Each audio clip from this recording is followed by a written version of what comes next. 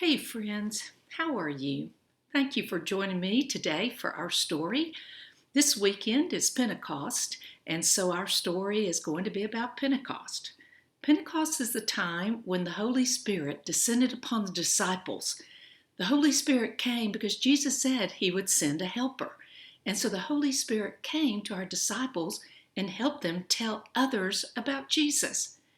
And so I want to tell you how that all started. I'm going to be reading from our storybook as well, and I hope that you will also read along with me. You will also be able to find it in the book of Acts, which is in the New Testament, Acts chapter 2. So the disciples were waiting together in a house in Jerusalem. Suddenly, a sound of howling fierce wind filled the entire house. The disciples looked around to see what was happening. They saw little flames of fire on each of them. It was the Holy Spirit, God's Spirit, that would be with them always. The disciples began to speak other languages. They spoke about all the great things God had done. People outside the house heard the noises coming from inside the house. What is happening? The people wondered. Some people were very confused. What does all of this mean? They asked. But Peter spoke to the people. God has sent the Holy Spirit to us, he said. That is what you have seen and heard. The people listened to Peter as he told them about Jesus. Peter encouraged the people to believe in Jesus and to be baptized.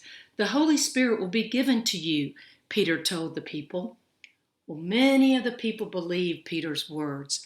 3,000 people were baptized and became followers of Jesus that day. Wow.